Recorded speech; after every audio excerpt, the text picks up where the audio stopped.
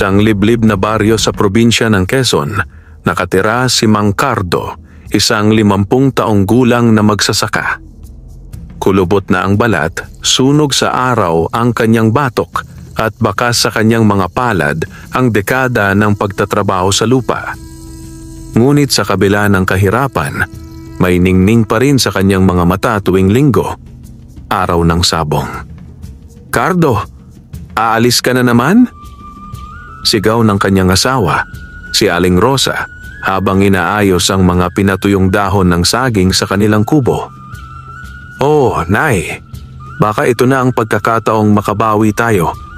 Malaki ang pusta ngayon sa sabungan sa bayan," sagot ni Cardo habang bitbit ang kanyang matandang panabong na si Tigre, isang puting manok na tila pagod na rin sa pakikipaglaban. Kilala si Cardo sa baryo bilang magsasakang sabongero, palaging talo pero hindi sumusuko. Kapag hindi nagtatanim o nag-aararo, abala siya sa pag-aalaga ng mga panabong. Ngunit sa tagal ng panahon, ni minsan ay hindi pa siya nananalo ng malaki. Palagi siyang tinitingnang kahabag-habag sa sabungan.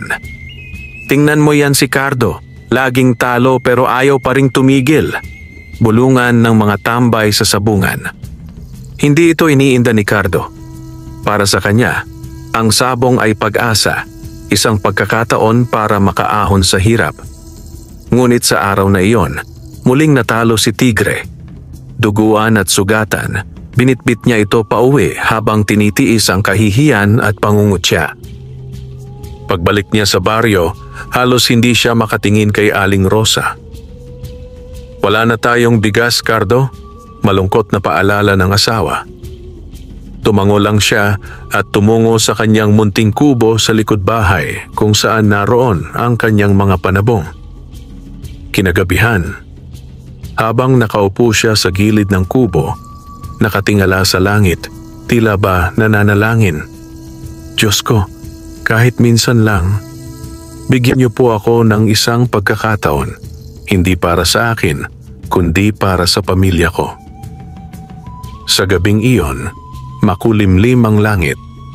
Ang hangin ay malamig at may kakaibang sigla. Sa kalagitnaan ng kanyang pananalangin, napansin niyang may gumagalaw sa gubat malapit sa kanilang bakuran.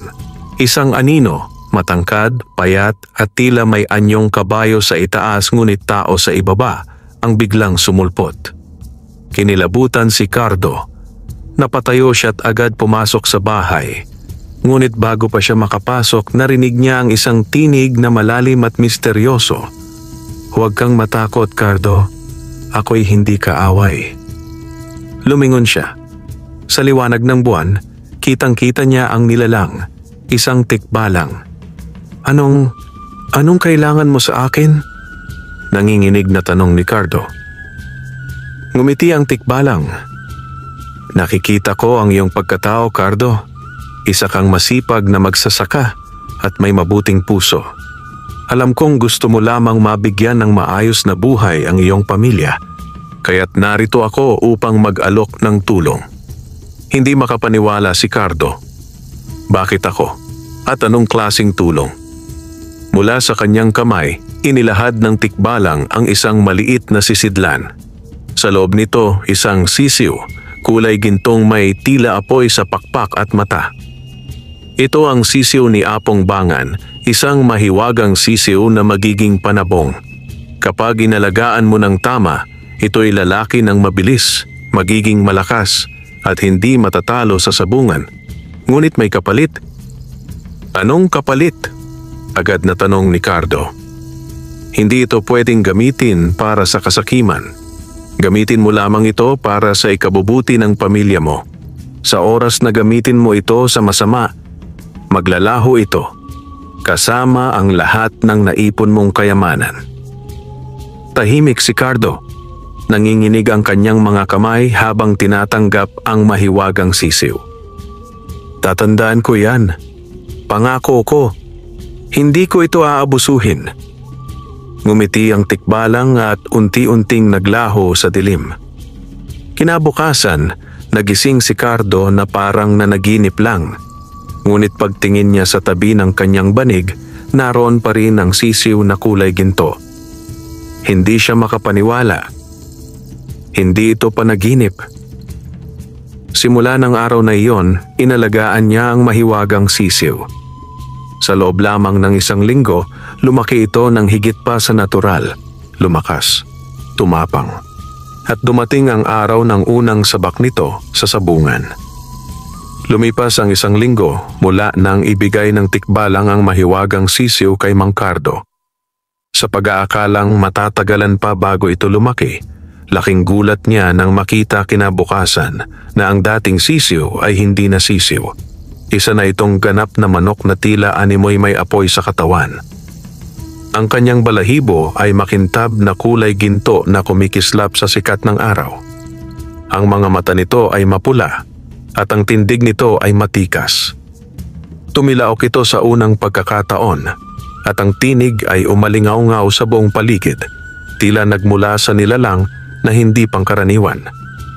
Pinangalanan ito ni Mang Cardo na Apoy, hindi lamang dahil sa kulay nito, kundi dahil sa tindi ng presensya at lakas ng enerhiya na taglay nito. Hindi ito ordinaryong manok. "Cardo, saan mo nakuha yung manok na yan?"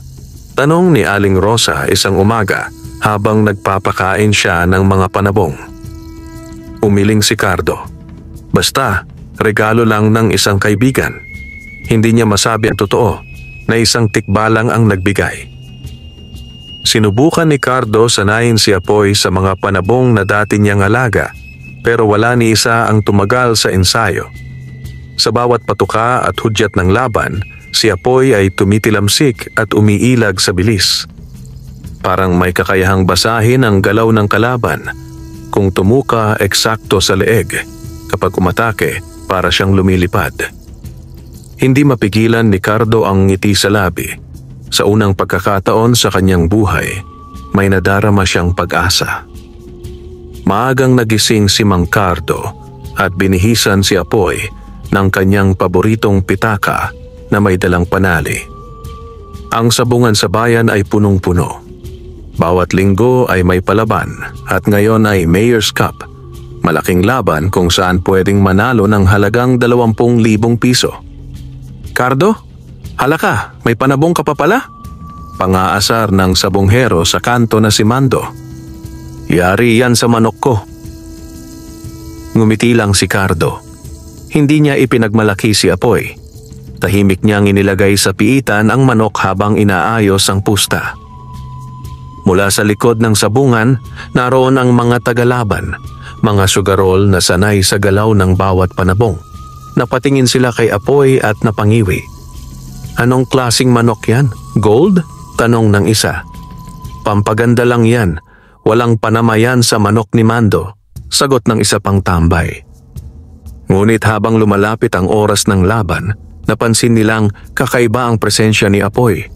Tahimik pero alerto. Walang takot sa mata. Parang alam nitong hindi siya matatalo.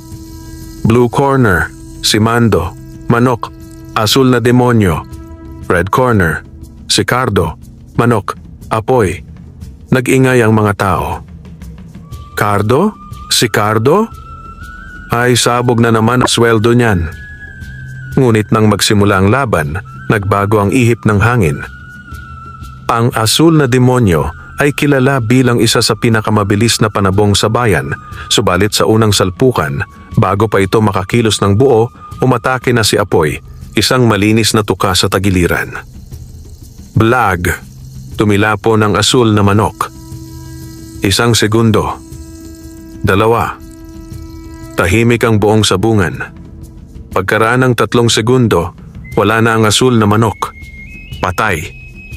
"Panalo ang pula!" sigaw ng announcer. Nagkagulo. Lahat ay napaangat sa kanilang kinauupuan. Si Mang Cardo? Hindi makagalaw. Nanginginig ang kanyang kamay habang kinakalong si Apoy. Lumapit ang announcer kay Cardo. "Pare, grabe yung manok mo. San mo nabili?" "Ibinigay lang sa akin." Mahina niyang tugon. "Isali mo yan sa Intertown Derby sa susunod na buwan. Malaki ang premyo, 100,000. Lumagsa ang mga sabungero. Gustong bilhin si Apoy. Bibigyan kita ng 50,000, Cardo. Sa akin mo na yan, isama ko sa derby team ko. Ngunit maring umiling si Cardo. Hindi siya ipinagbibili. Kaibigan ko siya. Sa unang pagkakataon, si Cardo ay umuwi ng may dalang malaking pera. Wala sa kanyang balikat ang bigat ng pagkatalo. Sa halip siya ay may ngiti. Pagdating sa bahay, sinalubong siya ni Aling Rosa. Cardo, ano to? Binuksan niya ang sako, puno ng pera. Nanalo tayo, Nay. Hindi lang basta panalo. Pinadala ng langit ang swerte natin. Tumulo ang luha ni Aling Rosa habang niyayakap ang kanyang asawa. Sa kauna-unahang pagkakataon, may bigas na sila, may pambili ng gamot, at may pag-asang mabayaran ang utang sa palengke. Ngunit habang gabi na at natutulog si Cardo, isang tinig ang bumalot sa hangin. Gising siya ngunit hindi niya makita ang nagsasalita. Tandaan mo ang usapan natin, Cardo. Gamitin mo lang si Apoy sa kabutihan. Huwag kang magpadala sa tukso. Lumamig ang hangin. Bumigat ang kanyang dibdib. Alam niyang hindi siya dapat magkamali. Lumipas ang ilang araw matapos ang tagumpay sa sabungan. Naging usap-usapan si Mang Cardo, hindi lang sa kanilang baryo, kundi maging sa mga karatig bayan. Ang dating tinutuksong Cardong laging talo ay ngayon ay tinatawag ng Cardong panalo. Kahit saan siya magpunta, sa palengke, sa bukid, sa tindahan, may mga bumabati sa kanya. Cardo, papicture naman dyan sa manok mong ginto. Cardo, sumali ka ulit sa linggo ha? Kakampi kami. Nakangiti lang si Cardo sa mga tao, ngunit sa kanyang puso ay may konting pag-aalinlangan. Hindi siya sanay sa atensyon. Lalong hindi siya sanay sa perang sunod-sunod ang dating. Dahil sa napanalunan niyang 20,000 piso, agad niyang binayaran ang lahat ng utang nila sa tindahan ni Aling Bebang. Cardo, nakakatakot ka ngayon ha? Parang bigla kang sinuwerte. Biro ng tindera habang binibilang ang bayad.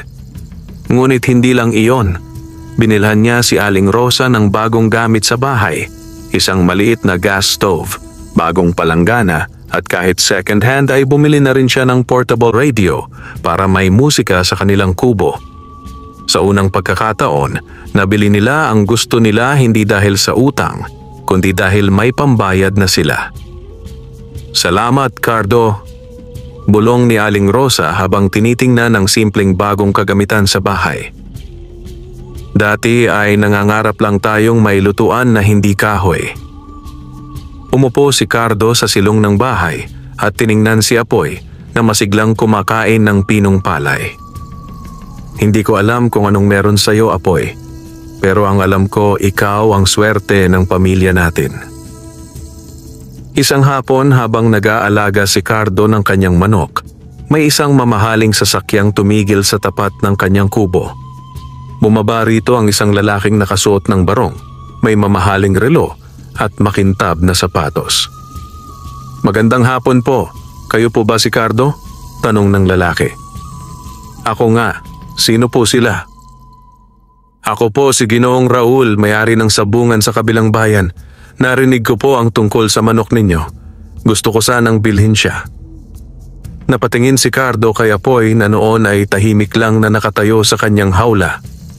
Pasensya na po, hindi siya ipinagbibili. Mahinahong sagot ni Cardo. 1,000,000, cash. Napatigil si Cardo. 1,000,000? Ngumiti ang lalaki. Oo, bilang sabongero, alam kong walang tatalo sa ganyang manok. Kaya bibilhin ko na. 1,000,000 kapalit ng sisiw mo. Nanuyo ang lalamunan ni Cardo. Naalala niya ang boses ng tikbalang sa kanyang panaginip. Huwag kang magpadala sa tukso. Napapikit siya ng ilang segundo. 1,000,000. Kayang-kaya nilang bumili ng bagong bahay, maayos na lupa, makapagsimula ng negosyo.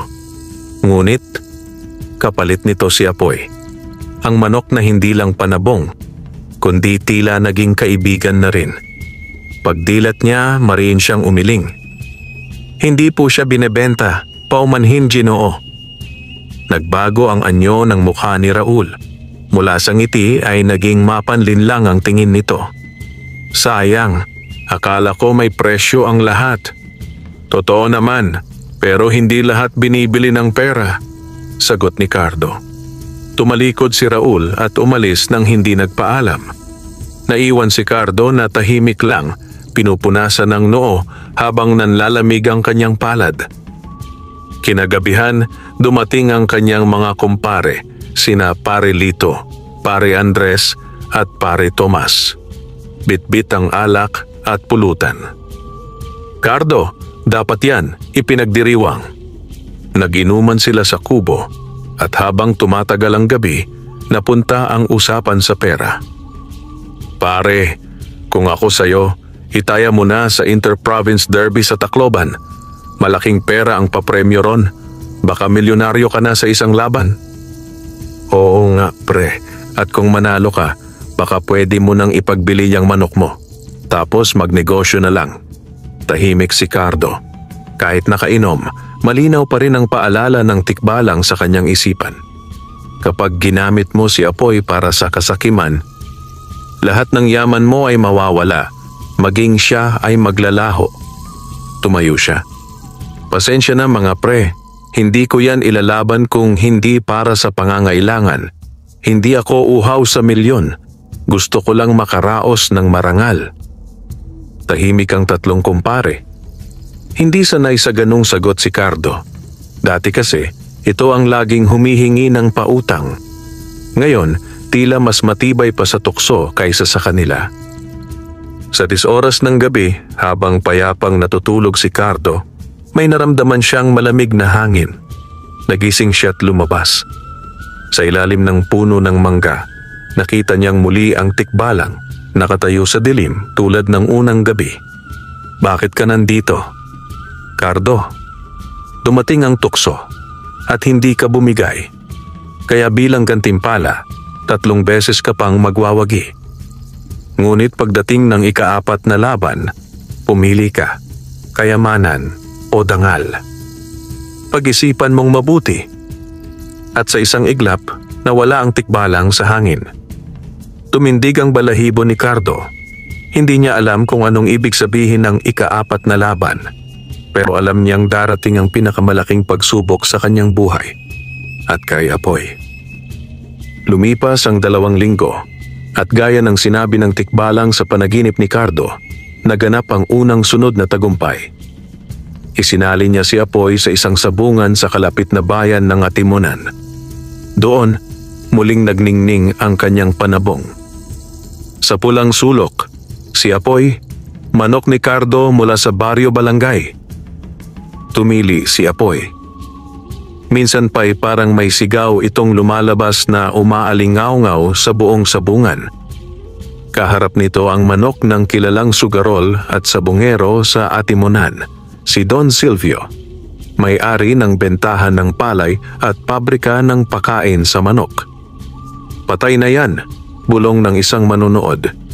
Lalabanan ang manok ni Don Silvio? Ngunit tulad ng dati, sa unang pitik pa lang ng laban, umatake si Apoy, eksaktong tuka sa leeg. Hindi pa nakakaalpas ang kalaban, bumagsak na agad ito. Panalo si Apoy. Pag-uwi niya mula Atimonan, may dala na naman siyang malaking pera. Hindi na lang si Aling Rosa ang natuwa, kundi pati ang buong baryo.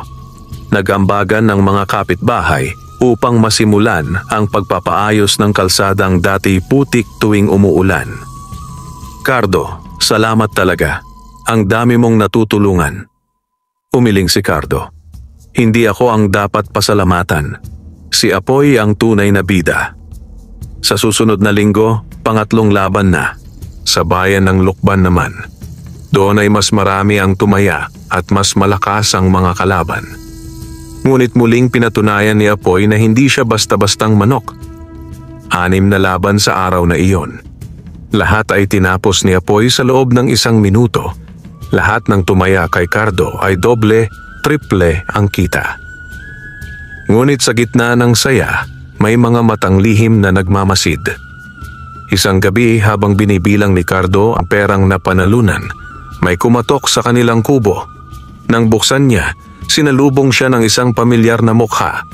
Si Raul, ang lalaking dati nang nag-alok ng 1,000,000 kapalit ni Apoy. "Cardo," bati nito. Ngayon ay nakangiti at may dalang bote ng alak. "Ano na naman ang pakay mo, Raul?" "Wala, pare. Hindi ako kaaway. Gusto lang kitang yayain sa bagong grupo ko. May mga sabonghero kaming may malaking laban sa Maynila. Kung isasali mo si Apoy sa team namin, hati tayo sa kita. Libre lahat, biyahe, tulugan, kainan. Basta ang manok mo ang gagamitin namin." Humiling si Cardo. "Hindi ako interesado sa Maynila at lalo na hindi ako interesado sa kasosyong hindi ko pinagkakatiwalaan."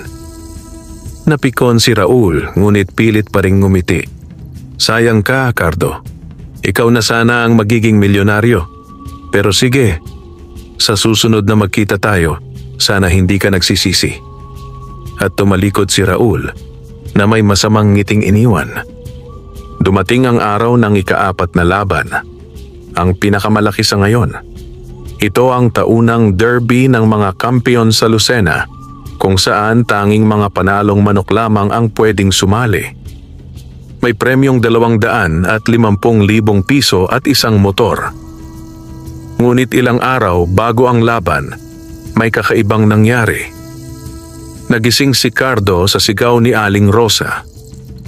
"Cardo, si Apoy, nawawala sa hawla." Dali-daling lumabas si Cardo. Bukas ang hawla. Wala si Apoy. "Imposible, hindi yan basta-bastang nawawala," bulong niya sa sarili. Pinaghinalaan niya agad si Raul. Kung totoo nga, baka ninakaw na nila si Apoy. Agad siyang nagtungo sa sabungan upang magtanong-tanong. At sa isang sulok ng pamilihan, may batang lumapit sa kanya. "Manong Cardo, may nakita po akong itim na sasakyan kagabi na huminto sa tapat ng bahay niyo. May kinuhang kahon na may tunog na tila manok." Nagalit si Cardo. Napaluhod siya sa lupa. "Tikbalang, patawad. Nabigo ako sa pagbabantay." Sa gabing iyon, hindi siya kumain. Hindi rin siya natulog. Nanatili siya sa silong ng bahay, nag-iisip kung paano mababawi si Apoy. Alam niyang hindi lang ito manok. Ito ay bahagi na ng kanyang buhay. Habang tahimik siyang nananalangin, muling lumamig ang paligid. Mula sa hangin, narinig niya ang tinig ng tikbalang. "Cardo, hindi pa huli ang lahat. Subukin mong hanapin si Apoy, ngunit hindi sa pamamagitan ng galit. Sundin mo ang hangin at magtiwala sa landas ng iyong puso." Tumingin si Cardo sa langit. Buong pusong tumayo at nagpaalam kay Aling Rosa. "Aalis muna ako, Nay. Hahanapin ko si Apoy." Nagtungo si Cardo sa kagubatan sa direksyong itinuturo ng hangin. Sa kanyang bulsa, dala niya ang piraso ng balahibo ni Apoy na nakuha niya sa lumang hawla. Habang paakyat sa matarik na bahagi ng bundok, napansin niyang tila may liwanag sa di kalayuan. Doon niya nakita ang isang lumang barong-barong. May tunog ng manok mula sa loob. Dahan-dahan siyang lumapit. Sa siwang ng pinto, nakita niya si Apoy, nakakulong sa isang hawlang bakal. Sa tabi nito ay si Raul, abala sa pakikipag-usap sa mga kasamahan. "Bukas dadalhin natin to sa Maynila. Tayo na ang susunod na kampeon." Napapikit si Cardo. Umiiyak sa galit. Ngunit naalala niya ang sinabi ng tikbalang. Huwag sa galit, gumamit ng puso. Luminga siya sa paligid. Nakita niya ang isang sanga ng punong kahoy na tila hugis susi. Dahan-dahan, ginamit niya ito upang buksan ang hawla ni Apoy. Nang makita siya ng manok, tumilaok ito at lumundag sa kanya, parang batang sabik sa yakap ng ama. Nabigla si Raul. "Cardo, anong ginagawa mo dito?" "Isinasauli ko lang ang hindi naman sa inyo." "Magnanakaw ka." "Hindi ako magnanakaw, Raul. Ikaw ang tunay na magnanakaw. Ng dangal, ng pagkakataon, at ng kaibigan ko." At sa gulat ng lahat, Biglang lumiwanag ang paligid. Mula sa itaas ng bundok, bumaba ang isang anyong liwanag. Ang tikbalang mismo. Nasa anyong kabayo tao, ngunit may tila ningning ng diwata. Pinarusahan ang mga mapag-abusong nilalang. Bulong ng tikbalang. Biglang nagdilim ang mata ni Raul. Nagsisisigaw ito habang unti-unting nawalan ng malay. Bumalik si Cardo sa kanilang bahay, kalong si Apoy. Ngayon ay mas handa na siya sa ika-4 na laban na hindi para sa pera kundi para sa dangal. Isang linggo matapos mabawi si Apoy mula sa kamay ni Raul, muling bumalik ang sigla sa bahay ni Mang Cardo. Si Aling Rosa ay masigla na ring nagluluto ng tinola tuwing umaga, habang si Cardo ay mas lalong naging mapagmatiyag kay Apoy. Ngayoy hindi na basta panabong para sa kanya, kundi katuwang at simbolo ng tapat na pakikipaglaban sa buhay.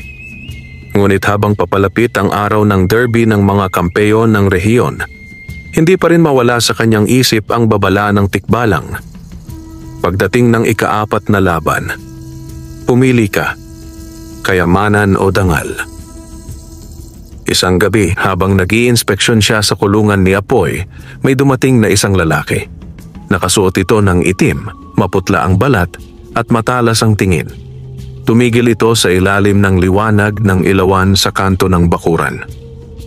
Ako ang kinatawan ng isang mayamang sabongero sa Luzon. Narinig namin ang tungkol kay Apoy, sabi ng lalaki, mababa at malamig ang boses.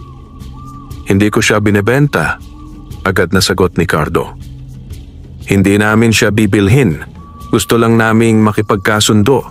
Kung ipapatalo mo siya sa laban sa Sabado, bibigyan ka ng 5 milyong piso. Walang makakaalam, isang simpleng pagkatalo lang.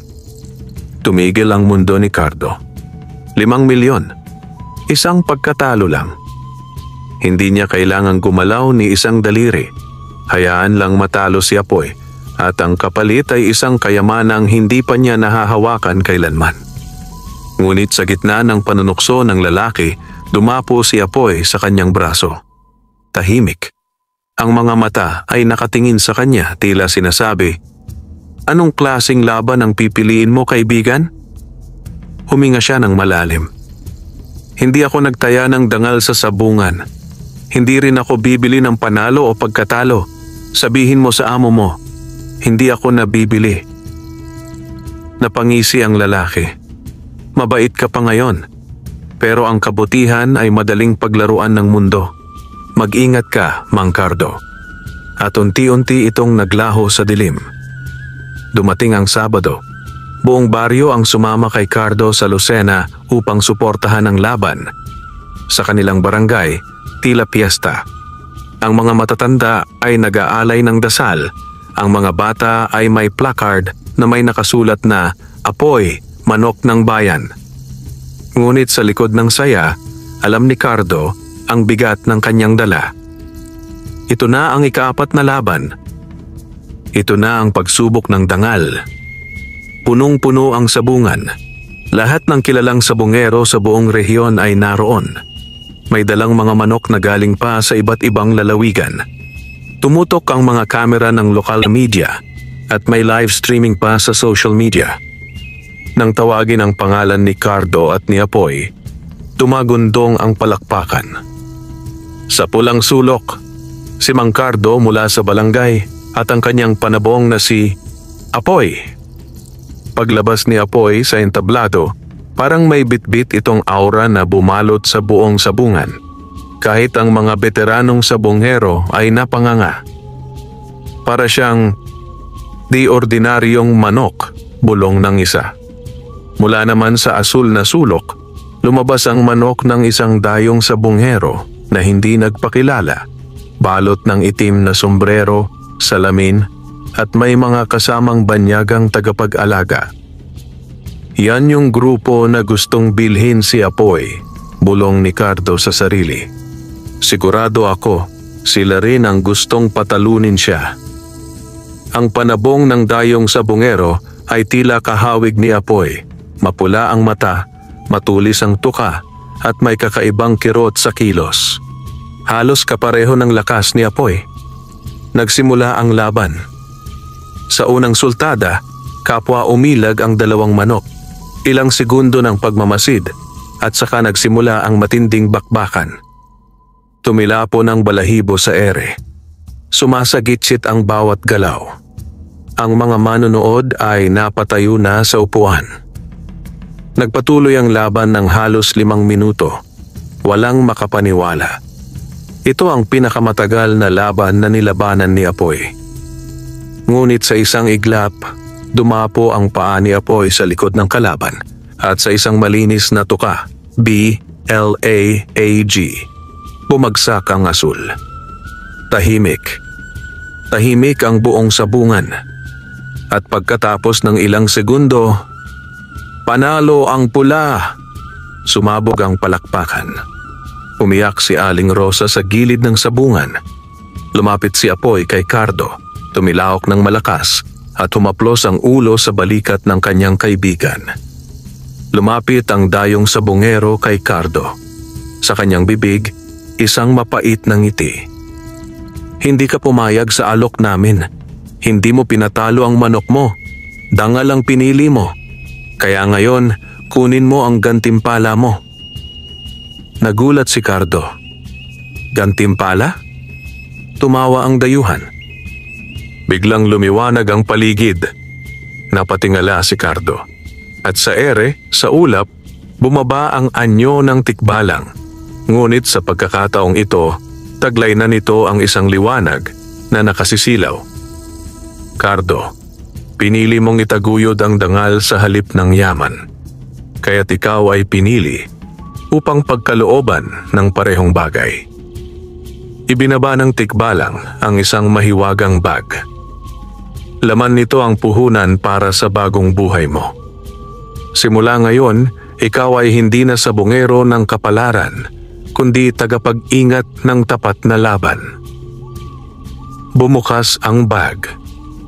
Punong-puno ito ng ginto, salapi at butil ng palay, sapat upang bumili ng lupa, magpatayo ng negosyo at mamuhay nang hindi na kailangang umasa sa sugal.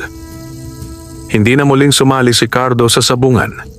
Ipinatayo niya ang Apoy Farms, isang organic poultry farm na nagtuturo sa mga kabataan ng tamang pag-aalaga ng manok at aral sa disiplina. Si Apoy ay namahinga na. Ngunit ang kanyang lahi ay nananatiling buhay sa bukid, bilang paalala ng kwento ng isang sabungero na pinili ang dangal kaysa kayamanan. Lumipas ang ilang buwan mula nang huminto si Mang Cardo sa sabungan. Ngayon, siya na ang may-ari ng Apoy Farms, isang malawak na sakahan ng manok, pato at gulay na organiko. Maraming dating sabunghero ang naging empleyado niya. Maging ang mga kabataang dating nalululong sa sugal ay tinuturuan na niya ng disiplina at kabuhayan. Hindi na siya sinusubukang suhulan. Hindi na rin siya binabastos sa sabungan. Sa halip, siya ay tinitingala na bilang haligi ng pagbabago. Isang gabi, habang malakas ang ulan at hangin, biglang tumahol ng sunod-sunod ang mga aso sa paligid ng bukid. Kumidlat, kumulog. Biglang lumamig ang paligid at sa harap ng pintuan may nakatayo. Isang nilalang na may matangkad na katawan, malalaking mata at ngiting may bahid ng hiwaga. Ang tikbalang. Cardo. Tinig nitong mababa ngunit may bigat. Handa ka na para sa susunod mong tungkulin. Napakunot ang noo ni Cardo. Anong tungkulin, kaibigan? Ako'y isa sa mga tagapangalaga ng balanse sa mundo. Isa sa mga nilalang na nagmamasid kung paanong ang kasamaan ay patuloy na sumisira sa mga simpleng tao. Lumapit ang tikbalang at sa isang kumpas ng kamay, lumitaw ang isang panaginip sa ere, tila usok na gumuhit sa hangin. Ipinakita nito ang isang baryo sa paanan ng bundok kung saan may mga batang nawawala, mga hayop na nilalapastangan, at isang engkantong masama na nang-uuto ng mga tao gamit ang salapi at kapangyarihan. Ikaw ang pinili para humarap sa kanya, hindi bilang sabunggero, kundi bilang taong may dangal, puso at pananampalataya. Bumunot ang tikbalang ng isang kahon na yari sa kahoy ng balete, may ukit ng sinaunang baybayin. Sa loob nito, ay ang bagong anyo ng sisiw ng tagumpay, isang lahing hindi mo pa nakita kailanman. Nang buksan ni Cardo ang kahon, tumambad ang itim na sisiw. May balahibong kumikislap na tila may alikabok ng bituin. Huwag kang matakot sa kulay niya. Siya ang anak ni Apoy. At sa kanya, naglalagi ang apoy na hindi nauupo sa gitna ng dilim. Bukas ng gabi, tutungo ka sa baryo ng San Telmo, sa dulo ng kagubatan. May maghihintay sa iyong babae roon, si Aling Teresang Bulag. Siya ang tagapangalaga ng lihim na daan papunta sa kuweba ng masamang engkanto. Sa iyong pakikibaka, ang magiging sandata mo ay hindi suntukan, hindi baril, kundi paninindigan, at ang sisiw na ito na magdadala ng liwanag kung kailan ka nadidiliman ng loob. Kinabukasan, iniwan muna ni Cardo ang sakahan kay Aling Rosa at sa mga katiwala. Sa kanyang baywang, isinabit niya ang kahon ng sisiw at sa kanyang puso, iniukit ang bilin ng tikbalang. Nang dumating siya sa baryo ng San Telmo, tila wala ng tao. Tahimik, wala ni isang ilaw. Hanggang sa makarinig siya ng iyak ng matandang babae mula sa isang kubo sa paanan ng burol. "Cardo, ikaw ba yan?" Siya si Aling Teresang Bulag. "Matagal ka naming hinihintay sapagkat sa likod ng bundok na yan, naghihintay ang nilalang na sumira sa aming baryo. At ang kaluluwang minsang kinuha niya ay sa iyo rin pala may kaugnayan." Napakunot ang noo ni Cardo. "Ano pong ibig ninyong sabihin?" At sumagot si Aling Teresa, "Ang masamang engkanto na ito ay si Raul." Lumakas ang kabog ng dibdib ni Mang Cardo matapos marinig ang pangalan ni Raul mula kay Aling Teresa. Ang dating kaibigang naging matinding karibal sa sabungan. Ang lalaking minsang sinira ang kanyang pangalan at nagtangkang magnakaw ng kanyang manok panabong noon. "Bakit si Raul?" tanong ni Cardo habang unti-unting lumalalim ang gabi. Habang nakaupo sila sa loob ng maliit na kubo na pinanlalakihan ng lampara ng gas, nagsimulang magkwento si Aling Teresa. "Si Raul, hindi siya tao ngayon, Cardo. Matapos siyang mamatay sa aksidente sa bangin, hindi tuluyang lumisan ang kanyang kaluluwa. Kinuha siya ng isang masamang espiritu sa loob ng kuweba sa ilalim ng gubat. Isa na siyang engkanto ng dilim. Isang anyo ng taong napuno ng inggit, galit at kasakiman." Nagtagal ang katahimikan. Ang kahon sa baywang ni Cardo ay kumikislap ng kaunti, tila nararamdaman ng panganib. "Hindi lang mga bata ang nawawala rito," dugtong ni Aling Teresa. "Pati kaluluwa ng mga magulang nila, pati hayop, pati pananim. Iisa lang ang sanhi, si Raul, na ngayon ay tagapagsamba sa madilim na diwata ng kagubatan." Habang papalabas si Cardo, may ilang residente ang lumapit. Takot ang mga mata, ngunit may kaunting pag-asa sa kanyang presensya.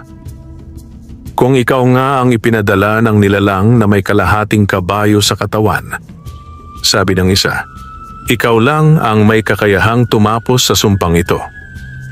Naramdaman ni Cardo ang responsibilidad. Hindi na ito tungkol sa sabong o kayamanan. Ito'y laban para sa kaligtasan ng isang bayan. Kinagabihan, pinakita ni Aling Teresa ang daan patungong kuweba. Binigyan siya ng banig na yari sa balat ng ahas, isang ilawan na walang langis at lubid na hindi napuputol. Mga gamit daw na pwedeng makasagip kung mahulog siya sa bitag ng engkanto. At sa kanyang baywang ang kahon ng sisiw. Pagdating sa gitna ng gubat, may lumitaw na makakapal na usok. Tila may mga mata sa dilim. Ngunit biglang bumukas ang kahon.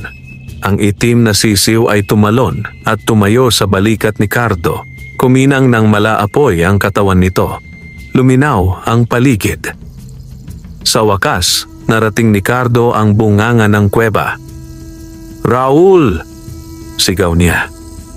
Cardo, ito. Ipakita mo ang sarili mo.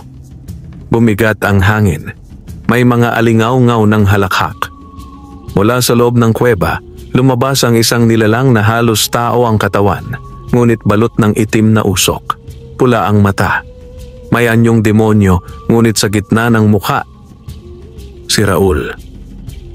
Matagal ko nang alam na darating ka, sabi ng nilalang. At ako rin ang nagpadala ng alok sa iyo dati, na ipagbili ang kaluluwa mo kapalit ng kayamanan. Hindi mo tinanggap, kaya heto ka ngayon. Buhay, pero susunugin kita ng dilim. Inihagis ni Raul ang isang itim na aninong parang sibat. Tumama ito sa isang puno, nabulok agad. Ngunit agad ding nagliwanag ang sisiw sa balikat ni Cardo. Tumalon ito sa hangin at sa isang kisap naging isang manok panabong. Itim ang balahibo, may apoy sa mga pakpak at tila nagliliyab ang mata. Nagkaroon ng laban sa ere, ang manok ng liwanag laban sa engkanto ng dilim. Habang naglalaban, sinigawan ni Cardo ang dating kaibigan. Raul, di mo kailangang manatili sa dilim. Naaalala mo pa ba ang ama mo? Ang nanay mo? Hindi ka ganito noon. Ngunit walang sagot kundi halakhak. Hanggang sa sinunggaban ng manok si Raul at sa isang sipa sa kanyang dibdib, bumaon siya sa pader ng kuweba. Pumutok ang liwanag mula sa katawan ng manok. Napasigaw si Raul at sa huling sandali, bumalik ang kanyang anyo. Isang payat, humihikbing kaluluwa. Patawad, Cardo. Hindi ko kinaya. Ang galit ko noon. At unti-unting naglaho si Raul. Nang bumalik si Cardo sa San Telmo, muling nagliwanag ang mga bahay. Ang mga batang nawawala, isa-isang nagbalikan. Ang mga tanim, bumalik ang sigla. Ang kalangitan, linaw na linaw. Nilapitan siya ni Aling Teresa. Ang liwanag ng puso mo, anak, ay siyang naging sandata namin laban sa kadiliman. Matapos ang laban sa kuweba ng kadiliman at ang paglaya ng baryo ng San Telmo sa mga mapanlinlang na puwersa, naging bayani si Mang Cardo. Ngunit sa kanyang puso, alam niyang hindi pa tapos ang lahat. Dahil sa huling saglit ng gabing iyon, bago tuluyang maglaho ang katawan ni Raul, may narinig siyang pabulong na tinig. Hindi pa rito nagtatapos, Cardo. Kinabukasan, habang nagpapahinga si Cardo sa ilalim ng punong mangga, malapit sa kanyang palaisdaan, biglang umihip ang malamig na hangin. Kasabay nito'y isang matunog na katok sa hangin, parang patak ng kabayong tumatakbo sa ulap. Mula sa anino ng mga dahon, lumitaw si Tikyo, ang tikbalang na minsang tumulong sa kanya. Tikyo? Gulat na tanong ni Cardo. Buhay ka pa rin pala. Ngumiti ang nilalang. Ang kanyang anyo ay tulad ng dati. Katawan ng tao, ulo ng kabayo, ngunit may mistikong presensya. Cardo, wika ng tikbalang. Matagal ko nang alam na darating ang araw na lalabanin mo si Raul at nagtagumpay ka. Ngunit may kapalit ang liwanag na iyan. Umupo si Tikyo sa tabi ng magsasaka. Mula sa kanyang baywang ay inilabas niya ang isang mahiwagang singsing na ginto. May ukit ng ulo ng tandang at mata ng buwan. Ito, wika ng tikbalang, ay singsing ng mga bantay ng hangganan. Mga nilalang na hindi tao, hindi rin ganap na engkanto. Kapag suot mo ito, magiging tagapagbantay ka sa pagitan ng mundo ng tao at mundo ng hiwaga. Napaisip si Cardo. Kapalit ng anong bagay iyan, Tikyo? Tahimik ang tikbalang. Ngunit kalaunan ay sumagot. Kapalit ng katahimikan ng iyong personal na buhay. Kapag sinuot mo ito, hindi ka na magiging karaniwang tao. Mawawala ang karaniwang yaman at kapayapaan. Mula ngayon, ikaw ay magiging bantay at laging tatawagin kapag may nilalang na lumalampas sa dapat nitong daanan. Hindi kaagad sumagot si Cardo. Bumalik siya sa kanyang kubo Pinakain ang kanyang mga manok, binilinan ang kanyang mga katulong sa palaisdaan at saka muling bumalik kay Tikyo. Tanggap ko ang alok kung ito ang kapalit ng paglaya ng mga bata at ng katahimikan ng San Telmo. Ayos lang na hindi ako muling maging simple. Isinuot niya ang singsing. Agad nagbago ang kanyang paligid. Ang hangin ay parang huminto. Ang kanyang paningin ay luminaw. Nakikita na niya ngayon ang mga nilalang sa paligid. Mga diwang dagat, lamang lupa, anino sa gilid ng mga puno, mga mata ng hayop na tila may isipan. Simula ngayon, wika ni Tikyo, ikaw na ang tagapangalaga ng sisiw ng liwanag at tagapagsanggalang ng mga nilalang na naliligaw sa daan.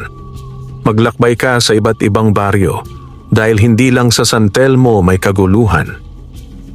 Mula sa kahon, lumabas ang sisiw, ngunit hindi na ito sisiw. Ito'y isa ng ganap na tandang, may balahibong ginto at mata ng apoy. Tumilaok ito ng 3 beses at ang langit ay kumidlat kahit tirik ang araw. Tandaan mo, Cardo, sabi ni Tikyo bago siya tuluyang naglaho. Ang kadiliman ay may ugat sa puso ng tao. Hindi lang mga engkanto ang dapat mong bantayan, kundi pati kasakiman ng mga tao mismo. Hindi pa man lumilipas ang 3 araw, isang lalaki mula sa kalapit na bayan ng San Rafael ang dumating sakay ng karitong may sugatang kabayo. Hinanghina siya at nanginginig. Ginoo, anya, ikaw ba si Mang Cardo? Ang sabungerong may mahiwagang manok? Kailangan ka namin. May aswang sa amin. Ngunit kakaiba siya. Nagsusuot ng balat ng tao at pinapatay ang mga sanggol, sabay kinukuha ang anino ng mga ina. Napalunok si Cardo. Hawak niya ang kanyang tandang. Lumingon siya sa direksyon ng San Rafael.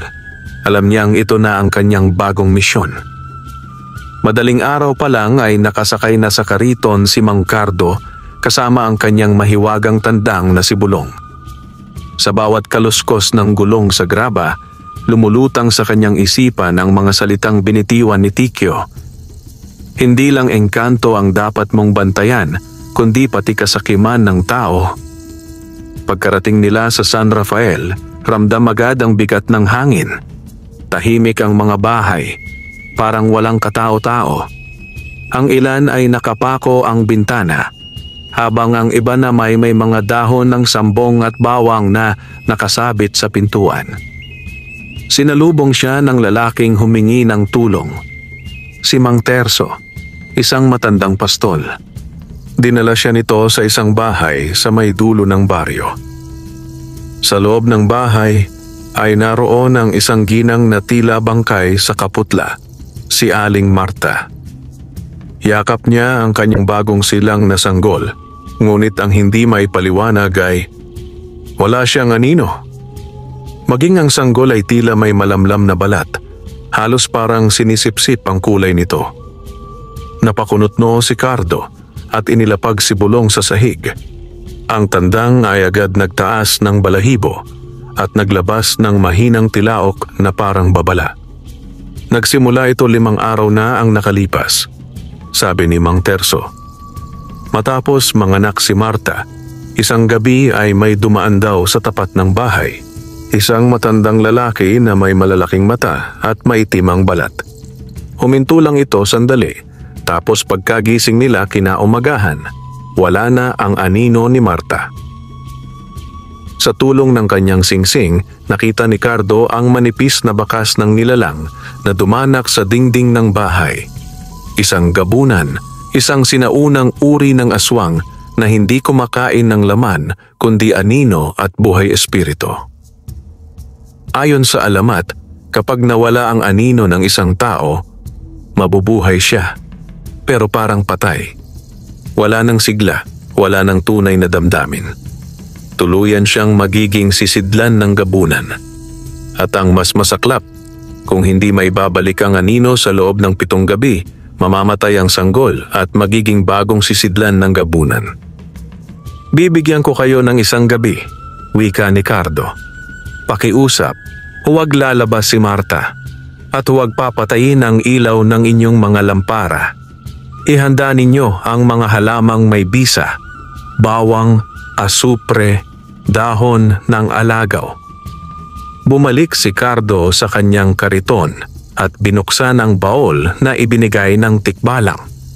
Mula roon ay kinuha niya ang isang telang itim na may gintong sulsi, isang pantakip ng mata na kapag suot ay nakikita ang mundo ng hiwaga kahit sa gabi. At sa dibdib ni Bulong, idinikit niya ang pulseras ng mutyang bato upang mas lumakas ang kapangyarihan ng tandang sa panlaban sa nilalang ng dilim. Pagsapit ng hating gabi, nakapalibot ang mga taga-baryo sa bahay ni na Marta. Tahimik, malamig. Ang mga ilaw ng lampara ay tila lumiliwanag at lumalabo. Sa labas, sa gitna ng dilim, may gumagapang sa lupa. Mabagal, halos di marinig, hanggang sa lumitaw sa ilalim ng puno ng santol. Isang matandang lalaki na may mahabang leeg, kulay abo ang balat at ang mata ay puro puti. Ito na ang gabunan. Nakasakay sa anino ng isang pusa, lumapit ito sa bintana. Ngunit hindi ito inaasahang sinalubong ng tilaok ni Bulong. Isang tilaok na parang bulong ng kidlat at hampas ng alon. "Tigtilaok!" Biglang napaurong ang gabunan. Ngunit mabilis itong sumingit sa ilalim ng bahay at gumapang patungo sa sahig, kung saan naroroon ang anino ni Marta na ikinulong niya sa isang palayok na putik. Tumalon si Cardo. Binunot ang kanyang sibat ng kalikasan, isang sandatang gawa sa punong balete at bakal na bato. Itinapat niya ito sa lupa at binigkas ang orasyon ng tikbalang. Sa ngalan ng liwanag ng tandang, bumalik ka sa pinanggalingan. Isang apoy ang sumiklab mula sa lupa. Napaalulong ang gabunan at sinubukang tumakas. Ngunit bago ito makalayo, tumilaok ulit si Bulong at sa liwanag ng kanyang apoy, nasunog ang katawan ng gabunan. Pagkaalis ng gabunan, biglang lumiwanag ang paligid. Tumigil ang hangin at unti-unting lumabas mula sa palayok ang isang itim na usok, anino ni Marta. Tumakbo ito pabalik sa katawan ng ginang at sa unang pagkakataon sa maraming araw, napaluha ito. "Cardo, salamat." Mahina niyang bulong. Bago umalis, lumapit si Cardo sa sanggol. Hinawakan niya ang maliit na kamay nito at binulungan. "Mabuhay ka sa liwanag. Huwag mong hayaang ang takot ang magdikta ng iyong buhay." Gabi na nang makauwi si Mang Cardo sa kanilang baryo. Sa gitna ng kanyang pagod ay napahiga siya sa damuhan sa likod ng kanyang kubo, kung saan nakaugalian niyang pakainin si Bulong, ang mahiwagang tandang na mula sa tikbalang. Ngunit sa kanyang pagkakaidlip, muling sumulpot ang tinig ni Tikyo sa panaginip. Ngunit sa pagkakataong ito, hindi ito kalmado. "Cardo." Nagsisimula ng gumalaw ang pinuno ng gabunan. "Hindi pa tapos ang laban. May kabayaran ang lahat. May kapalit ang kapangyarihang binigay ko sa iyo." Pagdilat niya ng mata, naroon sa harapan niya ang tikbalang. Ngunit mas seryoso ang mukha nito, tila may mabigat na dalahin. "Cardo," sabi ni Tikyo, nakalaya na ang pinuno ng gabunan. Si Luwalhati, isang nilalang na pinagsama ang kapangyarihan ng engkanto at ang kasamaan ng mga demonyo. Siya ang gumigising sa mga bagong aswang, ang nagpapakain sa kanila ng anino ng sanggol. Tumindig ang tikbalang sa gitna ng liwanag ng buwan. Ang kanyang balak, balutin ng kadiliman ng buong baryo mo at gawing pugad ng gabunan. "Paano ko siya mapipigilan?" tanong ni Cardo, naninikip ang dibdib. "May dalawang paraan," sagot ng tikbalang. "Una, itaya mo ang lahat sa huling sabong. Hamunin mo siya sa harap ng lahat. Kung manalo si Bulong, ikaw ay magiging tagapagligtas ng inyong bayan. Ngunit ano? Kung matalo ka, hindi lang ang kaluluwa mo ang mawawala. Pati ang kaluluwa ng lahat ng taong iniligtas mo ay kakainin din ng gabunan. Ipinatawag ni Cardo ang lahat ng sabongerong kilala niya. Ginawa nila ang sabungan sa gitna ng bundok, sa sagradong lugar kung saan ipinanganak si Bulong. Dumating ang mga tao mula sa iba't ibang baryo. Bitbit ang kanilang mga manok, mga panangga, mga panata. Ngunit bigla silang napatigil nang lumitaw mula sa ulap si Luwalhati, nakabalot sa itim na balabal, at sa kanyang kamay ay may hawak na isang itim na sisiw na may 3 mata, ang kanyang panabong. "Handa ka na ba, Cardo?" Sigaw ng nilalang. Tumango si Cardo. Nilagay niya sa gitna ng sabungan si Bulong. Muli niyang nilapitan ang tikbalang. "Wala nang bawian, kaibigan," ani Tikyo. "Ibigay mo sa akin ang huling agimat." Mula sa kanyang balikat ay kinuha ni Tikyo ang isang balahibo ng bituin, ang pinakabihirang anting-anting ng lahat, ngunit may kapalit. Ang sinumang gumamit nito ay kailangang ihandog ang isa sa 2 pinakamahal niya, ang kanyang sarili o ang kanyang kaibigan. Napatingin si Cardo kay Bulong, na sa kabila ng tensyon ay tahimik lang, tila nauunawaan na ang magiging kapalaran. Sumabog ang lupa nang magsimula ang sabong. Ang tandang ni Luwalhati ay tumitilamsik ng itim na apoy. Si Bulong ay tila may aurang ginto, at sa bawat hampas ng kanyang tuka ay may ningning na tila liwanag ng araw. 3 ulit silang nagkabanggaan. Bawat sipa ay kasabay ng pagkulog. Ang mga tao ay nananahimik, humahawak ng rosaryo, at ang ilan ay nagdarasal ng malakas. Sa huli, sa ika-4 na salpukan, sinunggaban ni Bulong ang leeg ng kalaban at winakasan ito sa isang malakas na tilaok na umalingaw-ngaw hanggang langit. Nanalos Bulong. Tumumba ang sisiw ni Luwalhati at sumabog sa alikabok. Ngunit bago pa man makalapit si Cardo sa kanyang panabong, bigla itong napaluhod. Nararamdaman niya ang init sa dibdib. Ang agimat na balahibo ng bituin ay nagsisimula ng masunog. Tumingin siya sa tikbalang. Alam na niya ang kailangan. Ako ang pipili. Ako ang kabayaran. Ngunit biglang tumakbo si Bulong. Tumilaok ito ng malakas at sa isang iglap, tumalon sa apoy ng agimat. Lumiyab ang buong katawan ni Bulong. At sa gitna ng liwanag ay narinig ni Cardo ang huling tilaok ng kanyang matalik na kaibigan. Pagkaraan ng ilang sandali, tumigil ang hangin. Ang paligid ay unti-unting lumiwanag. Ang mga tao ay nagsigawan sa tuwa at pag-iyak. Si Tikyo ay nakayuko, marahang lumapit kay Cardo. "Ang kaibigan mong tandang, inialay ang sarili para sa lahat, hindi lang dahil sa kapangyarihan, kundi dahil sa tiwala sa iyo." Lumipas ang maraming taon. Naging tahimik ang buhay ni Mang Cardo. Hindi na siya sumasali sa sabong, ngunit sa kanyang likod bahay ay may puntod, napapalibutan ng mga bulaklak at palay. Nakaukit doon ang mga salita. Bulong ang tandang na nagbigay liwanag sa dilim. At gabi-gabi tuwing may buwang bilog, makikita si Cardo na nakaupo sa tabi ng puntod, tahimik lang, pinakikinggan ang hangin. At kung suswertehin ka, makakarinig ka ng tilaok sa di kalayuan. Wakas,